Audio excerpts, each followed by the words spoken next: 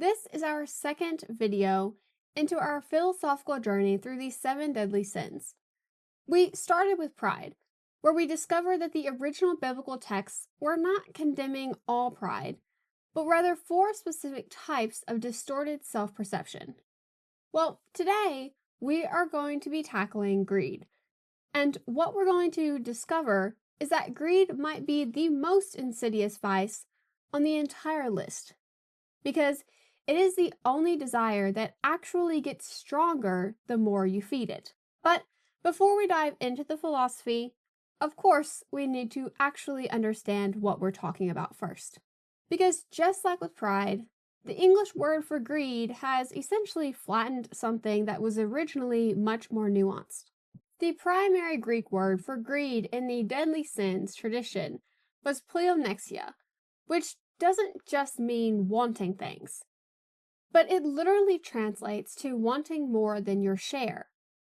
And this is crucial because it tells us that the ancients were not condemning all desire for resources or all ambition. They did understand that some desire for material security is natural and necessary. Greed is when that desire becomes excessive, when we're taking far more than what is fair or appropriate, and accumulation itself becomes the goal, rather than a means to anything else. And there was also philageria, which meant the love of silver or the love of money. And this was much more specific than general greed. It pointed to a distorted attachment to wealth specifically. The Latin word that made it into the official seven deadly sins was avaritia, which we translate as avarice, and it carries the same connotation as pleonexia. Now, this is about excess and wanting beyond what serves any legitimate purpose. So we already see that we're not talking about wanting a comfortable life or planning for the future or having ambition to build something. But we are talking about an insatiable accumulation, about hoarding beyond any reasonable need and letting the pursuit of more consume us until it becomes the organizing principle of our entire existence. Now, there is a key distinction about greed that makes it very different from any of the other vices that we're going to look at. And it is psychologically destructive for this very reason. You see, when we're hungry and eat, that hunger goes away. When we're tired and we sleep, the tiredness generally goes away. But when we are greedy and we just want to acquire more wealth, that greed does not go away. It simply intensifies. The desire literally grows by being fed. Seneca wrote extensively about greed precisely because he observed it operating up close in himself and in the people around him. His key insight was that greed is the only appetite that increases with indulgence rather than being satisfied by it. The person with $10 million doesn't feel 10 times more satisfied than the person with 1 million. But instead, they might feel the need for 20, 50, or even 100 million.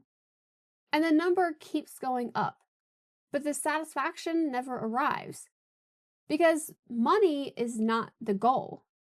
Each acquisition brings a brief moment of pleasure, and then immediately the wanting returns, maybe even stronger than before, and we're focused again on the next target.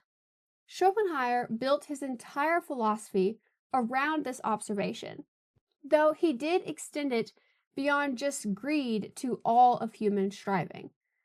He called it the will, and he argued that human life is fundamentally characterized by endless wanting that can never be permanently satisfied. Because as soon as we satisfy one desire, another immediately takes its place. We think, if I just had this amount of money or this many things, I would be content.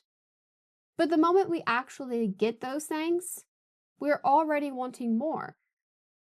The goalpost always moves the instant we reach it, and this is why Schopenhauer thought that human life was essentially characterized by suffering, because we're on a treadmill of wanting that never stops, either in a state of unsatisfied wanting, which is painful, or you briefly satisfy a want and immediately experience boredom until the new want emerges. Modern psychology has confirmed what Seneca and Schopenhauer observed long ago. It is called a hedonic adaptation, and the research is unambiguous. Humans rapidly adjust to improvements in their circumstances and will eventually return to their baseline level of happiness. We get a significant raise at work, and we're excited for 2 or 3 weeks, but then the new salary feels normal and we're back to wanting more money because we've spent what we got. We buy bigger houses and may be happy for a month or two, and then it's just your house. And you start noticing that other houses are bigger. This is why lottery winners, despite suddenly having millions of dollars, return to approximately their baseline happiness level within about a year. Their wealth becomes their new normal, and they're back to the same emotional state they were in before. Except now they need even more to feel any excitement. And this is what makes greed deadly as a psychological pattern and a sin. It can never make you happy.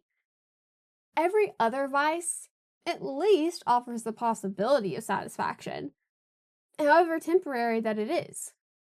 Gluttony is satisfied when you're full, even if the satisfaction only lasts until the next meal.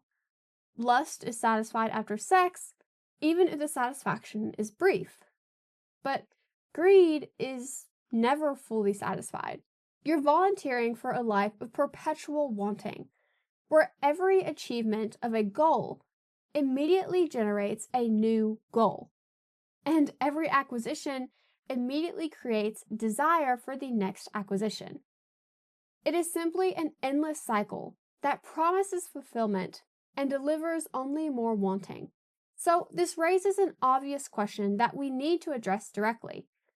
How do we distinguish between healthy ambition, like reasonable planning for the future, and the sinful excess that the ancient philosophers and religious traditions are always warning against?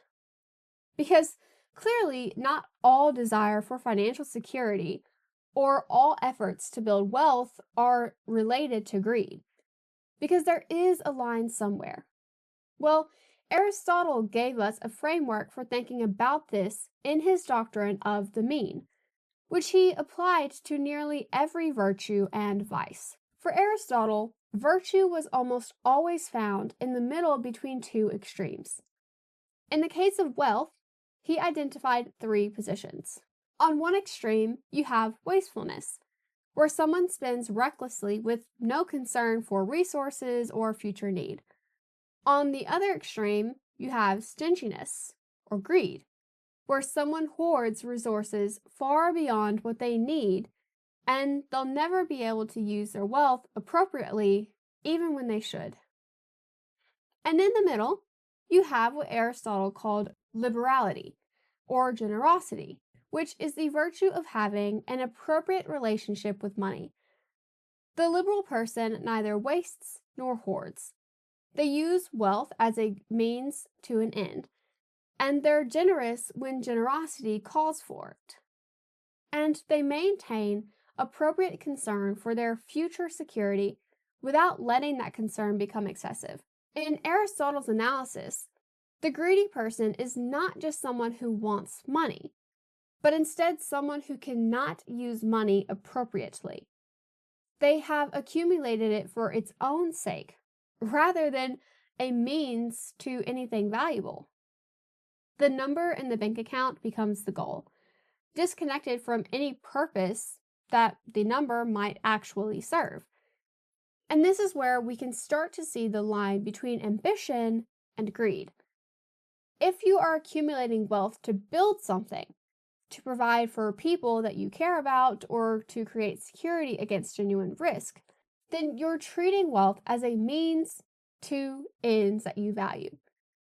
But if you are accumulating wealth purely to see the number go up, or to have more than other people, then you've crossed into greed because you are no longer pursuing the wealth for any purpose beyond accumulation itself. Aristotle also wrote about greed using the term pleonexia, and he treated it as a form of injustice. Pleonexia, again, means to take more than your fair share, which necessarily means that we are depriving others of what they might reasonably claim. The greedy person is not just hurting themselves with their insatiable desire, but they are being unjust by accumulating beyond what any reasonable standard of fairness would allocate to them. Thomas Aquinas, drawing on Aristotle and a Christian theology, made a distinction that helps to clarify this further. He wrote that avarice becomes sinful when temporal goods are loved as an end rather than as a means. Wanting money to feed your family or build a business that creates value, that's fine. That's treating wealth as a means to illegitimate ends, and there's not anything sinful about it. But wanting money for its own sake, or treating your net worth as a scoreboard, is treating wealth as an end in itself, and that is when it becomes greed. And in our comparison, consumer-driven society, it is very easy to fall into the temptation of greed. But it's important to remember that other people and what they have do not define what your happiness should be with what you have.